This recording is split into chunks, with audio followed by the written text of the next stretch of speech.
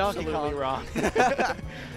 It might be a Bayonetta thing. It might be a Bayonetta thing. Maybe, yeah. We do. I can see that. On the other side, we have Ori, our lovely tournament organizer here, playing the Bayonetta. A tried and true Bayonetta main. I don't really see him switching off Bayonetta very often. Maybe once in a great while, if you know he's at his wit's end, he might invest everything into his old tried and true main Cheek. But I haven't seen that in a long while. You know, since Bayonetta came out with all of Bayonetta's clear advantages in this meta. It's kind of more worth it, even if you are losing pretty bad, to just stick it out with the character that has a better chance in the future. Yep, so we'll have to see how this matchup goes. Obviously, Donkey Kong, the grabbing boy. Now, the one thing I don't think either of us was going to predict is that he's actually going purple Donkey Kong. And first of all, it's not okay with me. Why? What's wrong with purple Donkey Kong? No, purple in general is just...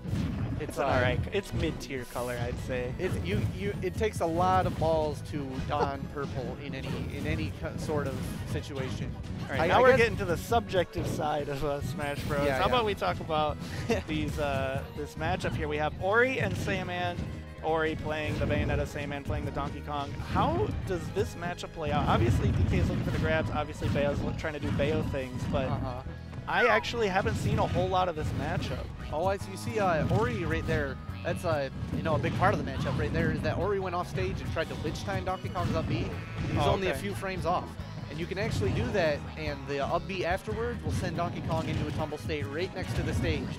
And depending on how fresh the witch time is, that can spell out an immediate death for Donkey Kong. Absolutely.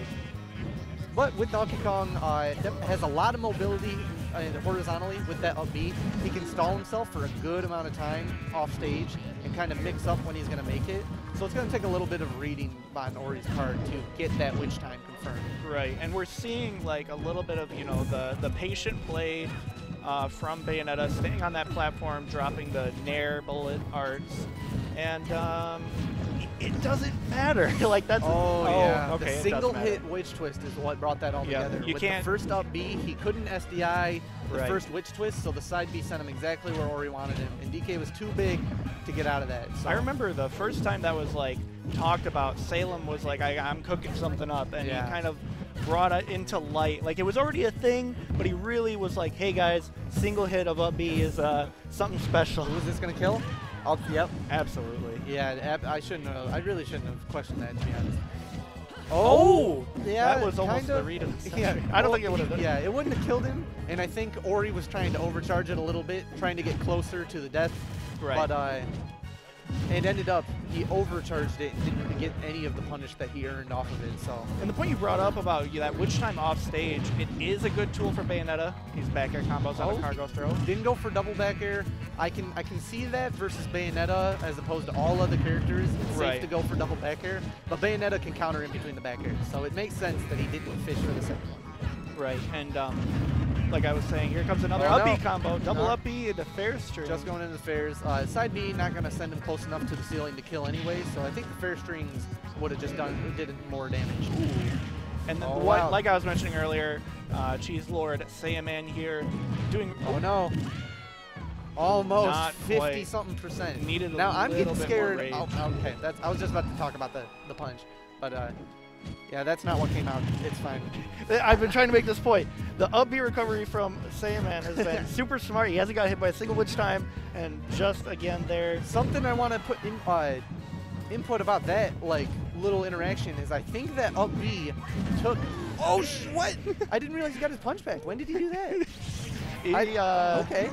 He must have done it in segments. Shaking his head. Ori knows he's got some more games to go through. I definitely feel like that punch is cheese anytime it hits. Even if you don't combo into it, it never should hit. I don't like it. What's wrong with it? Why? Explain. Like, it's just like Donkey Kong's punch. It's been a meme in every game. Just no way. No way that hits. That doesn't hit. That's dumb. No. Yeah, it does. No. All right, so we're gonna go into game 2, and we have. What? What happened? Ness? Ness? Come on. That DK was. It was winning. Big thumbs up. Yeah. All right. Well, let's. Why Ness? What is? I don't know. I'm totally. I respect Saiyaman's decision. Not about to flame Saiyaman on commentary. But like I'm thinking here. Nothing redeemable really comes to mind except for back throw. He definitely could know something we don't. I'm not about to imply that we know everything about a Ness versus Bayo. You know? Right. And Saiyaman, like, I'm assuming if he's ballsy enough to go for this after winning the game, that he definitely knows something that we're the very totally first thing blind on. I want to say is it looks like it was a counter pick to Smashville, so obviously Ness is feeling good about this stage. And then the second thing is the grab combos are actually pretty consistent with Ness, so you won't really have to worry about which time if you know how to use them. But even then, it's like, yikes, right? Yeah. Edge guarding from Bayo is already pretty scary. The main thing, yeah, I was going to just say the main thing is the edge guarding. Even just a fair hit one, 3 more hits of that fair to be ahead, doesn't even need them. Ness is just dead. There's a witch time. Let's see how 0. much percent we can get this. It looked like Ori missed something, and then he only got to do his play and B combo. Yeah. Still, Ness is never down and out with one of the strongest, clutch factors in the game. Being a really slippery character in general and having all those up B setups that for some reason have proven in the past, in the history of Captain Zack versus any random Ness, it just seems like it's really hard for Bayonetta to avoid the up B combos. It's just so her tall frame, she's so tall, and the witch time doesn't, or the bats within doesn't really get her out of it. It can actually, you'll see Nesses once in a while get a pretty clutch reverse edge guard if that doesn't happen. Yep, that didn't work at all. Yikes. But I guess after talking about the match, I understand it a little bit more, what they're going for, what they want to, what Saiyaman wanted to do in the matchup. But unless you're putting a lot of time into Ness, I don't think it's going to pay off. Yeah, I'm fine with if Saiyaman just wanted to try that out with his advantage. I'm totally absolutely, and that's what this isn't this isn't Evo. This is the weekly. You want to try these. He went white. Oh, white. Oh wait, he's okay. I think yeah, he's definitely switching his color. I like white better than purple though. I do too. Okay, that makes me much more happy. That's the perfect color. Seth Reed's favorite DK People are color. saying Shaman, they have no clue what they're talking about. They're all monkeys. That is my color. I will be every Donkey Kong in the game with the gold Donkey Kong. No one stands a chance. And, all right. Except maybe Ori versus Saiyaman right here. Oh, and the crowd is getting into it. We have a handful of people watching, so we're gonna have to see. Especially with Advo in the crowd, he can make up for like a good. It's like an additional 10 people in the crowd, just centered on Advo with his cheering.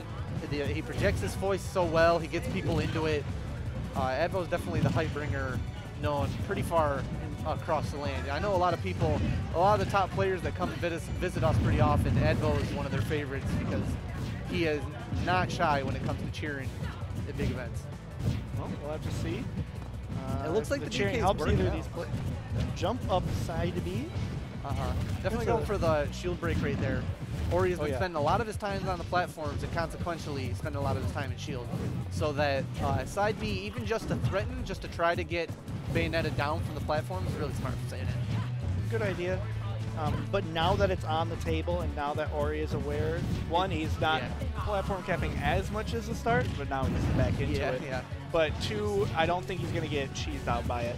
He's much more aware of the option. Well, I think Saiyaman either tried to jump or... There it is. Maybe that shoulder hitbox, the one that sends him up, maybe that reaches farther than either of us know. Yeah, it looked a little goofy, but obviously there's some intent behind any moves that these players have. Doesn't really matter. Saiyaman got the first stock off, and now this is actually kind of a scary position for Bayonetta. DK that's getting rage on, I haven't seen many, zero to death combos from Bayonetta, or not zero to death, but just the Bayonetta death combo. There it is. Oh, up being too late, yeah. Buffering the get-up attack, the right guess, and the rock, paper, scissors from Saiyaman. So this is actually getting really scary for Ori. You do not want to deal with a max rage DK as a fast-falling light character like Bayonetta. And he's racking up his percents with the super armor on that up B, these tilts.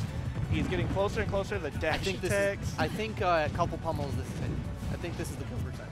We'll have to see if he can get it out, because the startup time of cargo throw when you're at low percent, you can wiggle out of it, so it's going to be... I don't think he's going to do it at 53. I mean, well, with a few pummels, maybe. I actually think you'd die now, especially on the platform. And with full rage, Bayonetta's definitely There's the back air, fishing that out. Okay, now Bayonetta's got about 20% to go. Not trying to, over-stress the idea of, rage and the volatility of the matchup. I'm just being honest with the actual percent. right? And the way neutral's being played right now, Bayonetta is kind of going back to sitting on those platforms and stuff, and so we might see another bit of pressure from that side B. But ballsy drop in from Ori, but he's getting him a lot of % off of it. This is a really important conversion from Ori.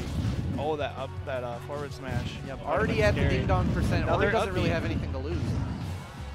This is getting a lot more tense than I first expected when I saw the beginning of the footstool. I expected the down air, to be honest. The footstool like slowed him down too. He got stuck in his own witch time. I wonder if Ori wasn't used to that or wasn't ready for it. I mean, maybe. Oh, that down air. My gosh, yeah. Ori's out for blood. Saiyaman really hasn't gotten a conversion since that one dip in from the platforms from Ori. That's kind of the life you got to live as a big body in this matchup. Another Here witch it is time. again. Is it going to be a dare? Down air like I thought, yeah. There it is. Can't tech that because she gets to the ground faster than you when you're in Right. So that was a beautiful comeback by Ori. Yeah, really patient play from him. And he's, I play you.